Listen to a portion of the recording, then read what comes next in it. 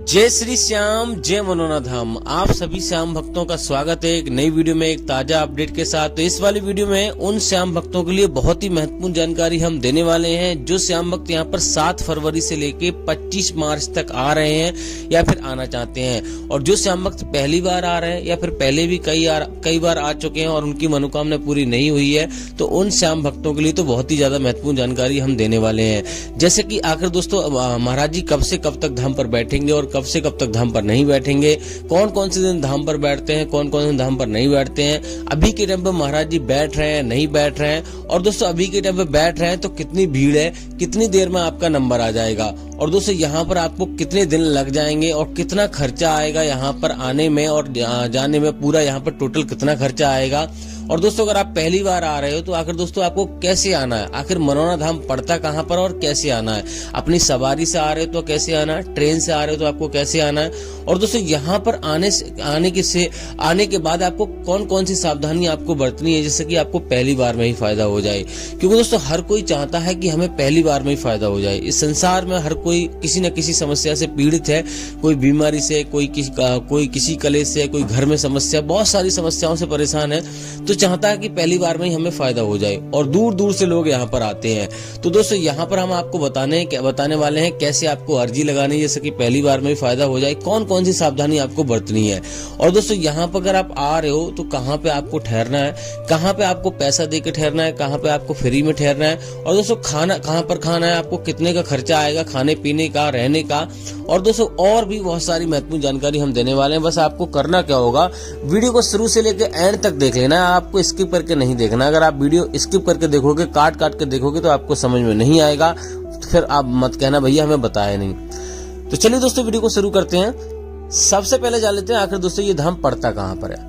देखो दोस्तों ये धाम उत्तर प्रदेश राज्य के बरेली जिला में पड़ता है। गांव का नाम है मनोना, तहसील का नाम है आंवला। तो किसी भी राज्य से, किसी भी शहर से अगर आप आ रहे हो तो सबसे पहले आपको बरेली आना होता है।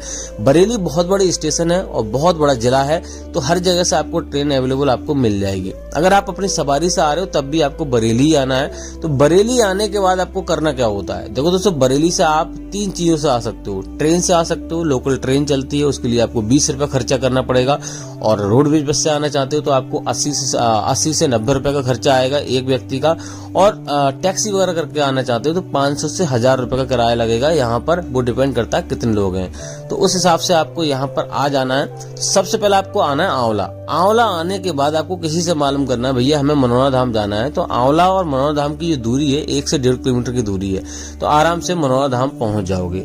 अब दोस्तों बात करते हैं आपको क्या क्या सावधानियां आपको बरतनी है। सबसे पहले देखो दोस्तों सबसे पहले तो आपको इस बात का विशेष ध्यान रखना है, अगर आप मीट मछली अगर खाते हैं तो वो आपको नहीं खाना है। 10-12 दिन पहले ही आपको पूरे घर को छोड़ देना है, अगर किसी को भी मान लो एक को दिक्कत है और यहाँ पे आना चाहते हैं। दूसरी बात यह है कि यहाँ से आप प्लानिंग करके ऐसे आइए कि सुबह में आ सको। सुबह में अगर आप आ जाओगे तो यहाँ पे एक दिन में दर्शन होने के चांस रहते हैं, नहीं तो यहाँ पे 14-14 घंटे 15-15 घंटे की लाइन लग जाती है और बहुत ज्यादा तादाद में श्रद्धालु आ जाते हैं और जहाँ दिक्कतों का सामना करना पड़ता है। तीसरी बात यह है कि यहाँ पर अगर आप आ रहे हो तो कम से कम 2 दिन का समय आपके पास होना चाहिए, क्योंकि कभी कभी ऐसा होता है महाराज जी किसी दिन अचानक नहीं बैठे या कोई बात हो गई तो आपके पास समय पर्याप्त है तो आराम से आप दूसरे दिन को दर्शन कर सकते हो। समय पर्याप्त नहीं है तो आपको दिक्कत होगी, तो 2 से 3 दिन का समय आपको यहाँ पे लेके आना है। दूसरी बात यह है कि यहाँ पर आने के बाद आपको क्या करना है वो आप बात कर लेते हैं। देखो सबसे पहले यहाँ पर आकर आपको प्रसाद खरीदना होता है, और यहाँ पर दोस्तों आपको बता दें 3 लाइन लगती हैं। यहाँ पे आप देख सकते हो ये जो लाइन लग रही है ये टोकन वाली लाइन है। टोकन की लाइन अलग लगती है, महाराज जी की लाइन अलग लगती है, मंदिर की लाइन अलग लगती है। तीनों ही लाइनें सुबह 4:30 बजे से लगना शुरू हो जाती हैं। तो उससे पहले आपको लाइन में लगने से पहले आपको प्रसाद खरीदना है और श्याम जल की बोतल खरीदनी है। श्याम जल की बोतल आपको 20 रुपए में आपको मिल जाएगी, छोटे वाले मंदिर के जस्ट पास में ही आपको मिल जाएगी। और दोस्तों प्रसाद यहाँ पर आपको बहुत सारी दुकानें आपको मिल जाएंगी। 51 और 101 रुपए से शुरुआत हो जाती है, वो डिपेंड करता है कितना आप यहाँ पे अपने प्रसाद वगैरह लेते हो। और दोस्तों अर्जी फॉर्म भी आपको खरीदना है जो कि आपको 10 रुपए में आपको मिल जाएगा, और वहीं से मिलेगा जहाँ से प्रसाद आप लोगे। तो उसमें आपको जो भी समस्या है वो आपको बारीकी से आपको लिख देनी है, सच्चे मन से। एक छोटी से छोटी समस्या, बड़ी से बड़ी समस्या। तो अगर आपको पर्चा समझ में नहीं आ रहा, वो टोकन समझ में नहीं आ रहा है, तो आपको यहाँ पर आपको करना क्या है कि जहां से आपने प्रसाद लिया है उन्हीं वाले भैया से बोल दीजिए, वो आपको अर्जी फॉर्म भर देंगे। तो इस हिसाब से अर्जी फॉर्म भरने के बाद आपको सीधा टोकन वाली लाइन में लग जाना है। यहाँ पे आप देख सकते हैं इतनी लंबी लंबी टोकन की लाइन लग जाती है और जस्ट मंदिर के जस्ट सामने ही आपको मिल जाएगी। तो यहाँ से आप टोकन लेना है। अगर आप मान लो यहाँ पर आते हो और अगर आप मान लो लेट हो जाते हो, सुबह में नहीं पहुंचते हो, तो यहाँ पर रुकने की व्यवस्था आपको देखनी है।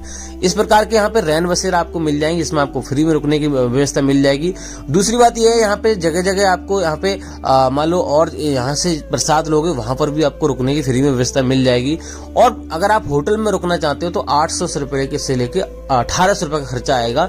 यहाँ पे राधे श्याम एक गेस्ट हाउस है, वहां पर आप रुक सकते हो। मैं अगर आप कमेंट करोगे तो नंबर दे दूंगा।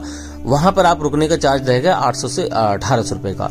और धर्मशाला में अगर रुकोगे तो आपको 1000 से लेके 3000 रुपए खर्चा आएगा। वो डिपेंड करता है कैसा कमरा आप लेते हो। तो इस हिसाब से आपको यहाँ पर रुकने की व्यवस्था देख लेनी है अगर आप सुबह में नहीं पहुंच पाते हो। अगर सुबह में पहुंच जाते हो तो सबसे पहले आपको प्रसाद लेने के बाद, आपको अर्जी फॉर्म लेने के बाद सीधा आपको टोकन वाली लाइन में चले जाना है। अगर आप टोकन ले सकते हो। देखो दोस्तों, टोकन हर किसी को नहीं मिलता, मैं बता दूं आपको। जो ज्यादा गंभीर होते हैं, विकलांग हो गए या वैसी कोई दिक्कत है, तो उन लोगों को टोकन मिलता है, गंभीर लोगों को टोकन नहीं मिलता है। बाकी दोस्तों यहाँ पर टोकन कोई भी पैसा नहीं जाता टोकन का, सिर्फ जो आप लिफाफा में 60 रुपए रखते हो यानी अर्जी लगाते हो, उसी से यहाँ पे टोकन आपको मिल जाता है। 1 रुपए उसमें रखा हुआ होता है, 60 रुपए उसमें रखने होते हैं, तो 61 रुपए की अर्जी लगती है। वही उसी से आपको टोकन पे यानी कि जो आपकी अर्जी फॉर्म है उसी पे मोहर लग जाएगी, आपके 10 से 15 मिनट में नंबर आ जाएगा। तो आप अगर आप दोस्तों यहाँ पर आप मान लो टोकन आपको नहीं मिलता है तो आपको लाइन में लग जाना है, महाराज जी की लाइन में लग जाना है। और मान लो किसी स्वस्थ व्यक्ति को लाइन में लगा देना, अगर आप मान लो सक्षम नहीं हो, आपका मरीज सक्षम नहीं है, जब नंबर आए तब आपको बुला लेना है। तो इस प्रकार से आप लाइन में लग सकते हो। बाकी दोस्तों यहाँ पर महाराज जी सुबह 9 बजे से लेके और रात के 11 बजे तक बैठते हैं 3 शिफ्टों में, सुबह दोपहर शाम। इस प्रकार से महाराज जी बैठते हैं। महाराज जी के पास जैसे ही आप जाओगे तो पूरी आपकी दिक्कत है, वो समस्या वो आपको बता देनी है। महाराज जी आपको थोड़ा सा मंत्रों का उच्चारण कर आपको यहाँ पर श्याम जल देंगे। उसका सेवन आपको करना है सुबह 4:30 बजे से लेके दोपहर के 11:55 से पहले। डेली आपको पूजा पाठ करके स्नान करके आपको सेवन करना है। इस बात का विशेष ध्यान रखना है। बाकी दोस्तों यहाँ पर अगर आप आ रहे हो तो आपको विशेष ध्यान रखना है कि यहाँ से सीधे श्याम जल अपने घर लेके जाना है। कहीं पर रास्ते में कहीं पे ऐसी जगह आपको नहीं जाना है रिश्तेदारी में जिससे कि वो जल खंडित हो जाए। दूसरी बात यह है कि आपको अगर आपका मरीज सक्षम नहीं आने में तो कभी भी यहाँ पे लेके ना आए, क्योंकि स्वस्थ व्यक्ति अगर यहाँ पे आता है वो श्याम जल लेके चला जाएगा और घर पे उसको अपने मरीज को श्याम जल का सेवन कराइए। महाराज जी कहते हैं ज्यादा गंभीर है तो उसको लेकर ना आए।